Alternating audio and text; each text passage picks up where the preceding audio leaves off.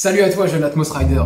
Aujourd'hui, on va apprendre comment concevoir sa propre batterie sur mesure. Tu peux mettre la vidéo, c'est bon.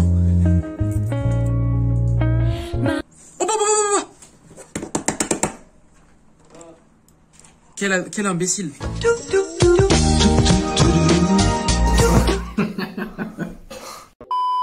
Mais avant de commencer, il faut faire un point culture générale sur le fonctionnement des circuits électriques pour comprendre comment ça fonctionne. Ce qu'il faut savoir, c'est que dans un circuit électrique, le courant électrique, en fait, il est généré par la circulation d'électrons. C'est les petites particules chargées électriquement. On a deux grandeurs physiques caractéristiques qui reviennent et qui sont les plus importantes. La première, c'est la tension. Donc en fait, c'est la différence de potentiel. C'est un peu comme une force qui va permettre de faire déplacer les électrons d'un point A à un point B. Elle se mesure, cette valeur, donc cette grandeur, la tension se mesure en volts. Et la deuxième grandeur caractéristique, c'est l'intensité, c'est le courant. En fait, ça, c'est le débit, donc c'est la quantité d'électrons qui vont circuler. Et ça se mesure en ampères. Maintenant qu'on a compris les deux fonctionnements, la tension et l'intensité, du coup, on va pouvoir s'attaquer à la première étape de la conception d'une batterie sur mesure, le dimensionnement. Dans notre cas, aujourd'hui, on va concevoir une batterie capable de délivrer 24 volts avec une capacité de 5 ampères-heure. La capacité, en gros, c'est la quantité de courant que vous allez être capable de débiter sur une heure. Donc une capacité de 5 ampères-heure, ça veut tout simplement dire que la batterie pourra délivrer de manière continue 5 ampères pendant une heure. Alors ce qu'il faut savoir, c'est qu'il y a différentes technologies de batterie. Les deux les plus connues sont la lithium polymère, donc c'est sous forme un petit peu de sachet, le type de batterie que vous allez retrouver dans vos téléphones portables ou encore dans vos ordinateurs. Et à côté de ça, on a les lithium-ion. Et en gros, ça ressemble à des petites piles. Donc voilà, c'est des grosses piles qui ressemblent à ça. Donc voilà, lithium-ion, lithium polymère, les petits sachets. Dans notre cas, on va concevoir notre batterie à partir de lithium-ion. Pour vous fournir, c'est très simple. Ce qu'il faut savoir, c'est que ces batteries-là, je les ai achetées dans un shop de cigarettes électroniques. Parce que oui, dans vos cigarettes électroniques, mesdames, messieurs, vous avez des batteries lithium-ion. Celle-là, en l'occurrence, c'est une 21700, donc qui est un petit peu plus large, en 3,7 volts et 4 ampères-heure. Donc c'est une batterie de chez Samsung. Et celle qu'on a dans les cigarettes électroniques, en général, c'est des 18650, donc un petit peu plus petites, avec un petit peu moins de densité énergétique. Mais vous pouvez aussi trouver ça sur Amazon, sur AliExpress. Voilà, ça coûte pas grand chose. Et Houston, on a un problème. Là, j'ai une batterie qui fait seulement 3,7 volts pour une capacité de 4 ampères-heure. Et je vous ai dit que j'avais besoin de 24 volts. Du coup, comment est-ce que je fais pour passer de 3,7 volts, on peut dire 4 volts pour arrondir, à 24 volts? Ça tombe bien puisque c'est l'objet de l'étape 2. Une fois que vous avez dimensionné votre batterie et que vous savez de combien vous avez besoin en tension, en capacité et en ampères, vous allez définir la configuration de votre batterie. À savoir combien de batteries vous allez mettre en série et combien de batteries vous allez mettre en parallèle. Quand vous mettez des batteries en série, ça va augmenter la tension. Donc, si je mets deux batteries de 4 volts en série, ça me donne une batterie de 8 volts, tout simplement. Par contre, si vous mettez les batteries en parallèle, là, ce n'est pas la tension qui va augmenter, mais c'est le courant. Le courant va doubler. Donc en l'occurrence, imaginons que là, sur la batterie, on a une capacité de 4 ampères-heure. Si je mets deux batteries en parallèle, j'aurai une capacité totale de 8 ampères-heure. Voilà pour le fonctionnement. Moi, je vous ai dit que j'avais besoin de 24 volts. 24 divisé par 4 volts, ça fait 6. Ça veut donc dire qu'on aura besoin de 6 batteries que vous retrouvez ici. Maintenant, on peut passer à l'étape 3 qui consiste tout simplement à relier les batteries entre elles. Pour ça, on va utiliser un poste à souder. On déconseille fortement d'utiliser directement un fer à souder et de faire couler de l'étain sur les batteries pour la simple et bonne raison que le fait de les faire chauffer peut les endommager. À l'intérieur, c'est des réactions chimiques qui se passent. Si vous faites chauffer votre fer à souder, vous faites couler de l'étain sur la batterie, ça peut l'endommager, voire soit nuire à la capacité de la batterie, la capacité peut diminuer, soit carrément, la faire gonfler. Now it's going to explode. Stay away! It's going to explode and here it goes! Whoa! Whoa! Ça peut être très dangereux, donc voilà. Vraiment, ce qu'on conseille de faire, c'est d'utiliser des petites lamelles d'étain que je vous montrerai plus tard dans la vidéo. Et en fait, vous allez mettre ces lamelles d'étain entre les deux batteries et vous allez utiliser le poste à souder pour relier une batterie à l'autre de manière safe et professionnelle. Très important, avant de relier les batteries entre elles, parce qu'une fois que vous les reliez, entre guillemets, c'est ad vitam aeternam, l'idée c'est de pas les dessouder, il faut vérifier le niveau de tension de chacune des batteries. il faut que ce soit approximativement le même. Par exemple, si cette batterie-là, je mesure une tension de 3,7 volts, et ben il faut que celle-là soit à 3,6, 3,7 volts. Si celle-là est par exemple, je dis n'importe quoi, à 2,5 volts, ben c'est pas bien, il faut que je la recharge, rechargez-les individuellement jusqu'à atteindre le seuil de tension global souhaité. Pourquoi? Si vous branchez des batteries entre elles et qu'il y en a une qui a un niveau de tension qui est plus bas que les autres, et ben les autres, qu'est-ce qu'elles vont faire? Par solidarité entre guillemets, elles vont la recharger et ça risque en fait de l'endommager. Elles vont se vider dans la batterie qui a un niveau de tension plus bas. Maintenant qu'on est prêt, on peut passer au soudage.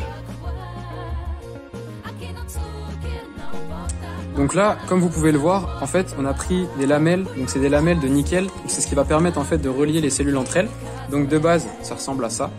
Et en gros, en fait, nous, tout simplement, on les a découpées à la bonne taille pour pouvoir les placer entre les cellules. Donc là, vous avez un petit morceau qui a été découpé et en fait, on les place juste ici, comme cela. Et une fois qu'on les a placés, on va utiliser le poste à souder. Donc voici le poste à souder.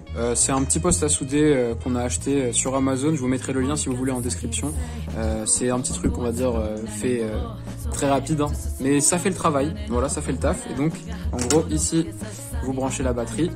Et ici, vous avez en gros les deux bornes en fait qui vont vous permettre en fait de venir poinçonner la cellule. Donc en gros, là, on a la cellule et en fait ici, on va venir hop placer les deux pins comme ça. On va avoir une charge qui va s'appliquer et ça va faire une petite étincelle et ça va vous permettre de poinçonner directement la lamelle et du coup la souder entre guillemets à la pâte. Pour alimenter le petit poste à souder, il faut une batterie avec une grosse capacité. Donc là, en l'occurrence, on est sur une 5 ampères avec une 50C. Donc ça veut dire qu'elle est capable de délivrer jusqu'à 50 fois la capacité, donc 50 x 5. Donc ça fait 250 ampères en instantané. On est sur une 11 volts. Donc voilà, donc c'est une 3S. Donc ça, c'est la batterie qui est utilisée pour alimenter le petit poste à souder que vous voyez juste ici. Donc en fait, là, je sais pas si vous voyez bien à l'écran, mais vous pouvez choisir un petit peu en fait le niveau d'intensité. Donc là, l'unité, ils mettent E, 10E. On sait pas trop ce que c'est censé représenter, mais nous, on a fait des tests en off. On est parti sur du 50E. Et donc voilà. Donc à vous de voir, de faire les tests. Je dis pas que 50E, c'est la bonne valeur. Nous, en tout cas, c'est ce qui fonctionnait. Donc ce que je vous conseille de faire chez vous, c'est de tester, de prendre des petites lamelles et d'essayer de les poinçonner. Et si ça tient bien, que vous n'arrivez pas à les arracher, eh ben, c'est que vous avez atteint le bon niveau d'intensité pour le poste à souder. Donc du coup, vous placez le premier poinçon pour stabiliser la petite lamelle et quand vous allez mettre le deuxième, ça va générer 3 bips sonores et au fait au troisième, c'est là que va y avoir la petite étincelle et que du coup la soudure va prendre effet. Donc c'est parti. Voilà, donc vous avez vu, là on a eu le premier coup, on va en refaire un deuxième, donc en face pour être bien sûr que ça tienne bien. Voilà. Hop, on fait une première passe. Une deuxième passe. Et voilà. Donc là, vous êtes prêts à partir. Les batteries sont désormais en série. Il n'y a plus qu'à faire la même chose. Donc du coup, on va faire la même chose de l'autre côté. Et ainsi de suite, 2 par 2, jusqu'à avoir du coup toutes les batteries qui sont reliées entre elles.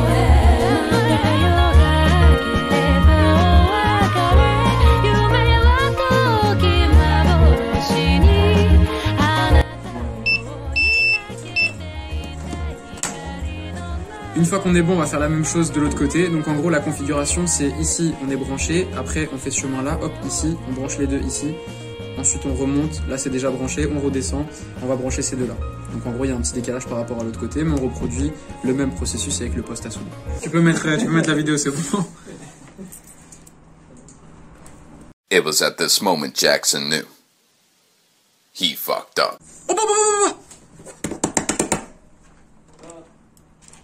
Quel imbécile. T'as pas connecté de l'autre côté? Si. Ah ouais, t'as mis...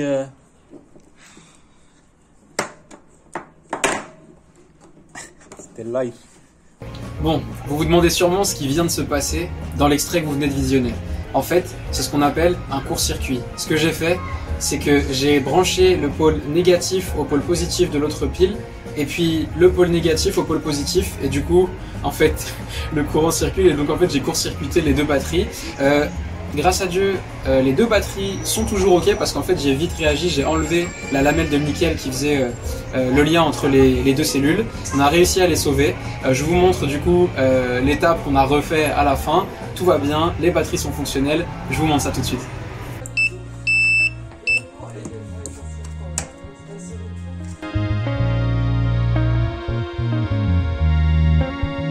Ici, on fait la petite vérification. Je vous ai dit que nos batteries à nous, elles étaient chargées à 3.4 environ. On fait x6, ça fait 20,4. Et tout à l'heure, du coup, sur le voltmètre, voilà, 20,7 contre 20,4 donc sur la calculatrice. Donc vous voyez, voilà, donc mission accomplie. Nous avons notre propre batterie sur mesure, prête à être utilisée. Du coup, en l'occurrence, ça peut être pour tout autre type d'utilisation, que ce soit une trottinette, un skateboard. Vous pouvez vraiment créer votre batterie sur mesure.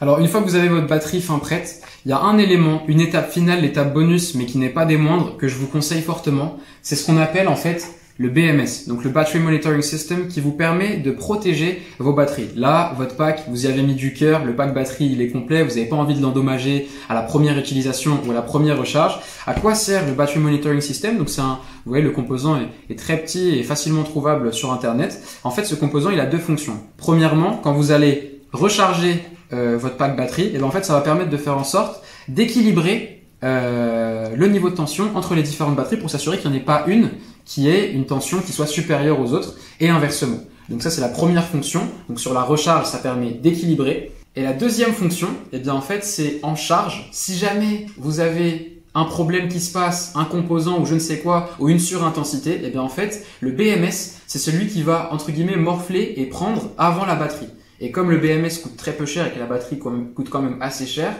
ça peut coûter aux alentours de 60, 50, 100 euros. Bah, l'idée, c'est que ce petit composant-là va, entre guillemets, mourir, se sacrifier. C'est lui qui va griller en premier avant d'atteindre les batteries. Ce qui vous permet de préserver vos batteries au détriment d'un composant qui coûte entre 5 et 10 euros sur Internet. Donc voilà, pensez à assembler votre petit BMS avec votre pack batterie si vous voulez augmenter la durée de vie de votre pack batterie.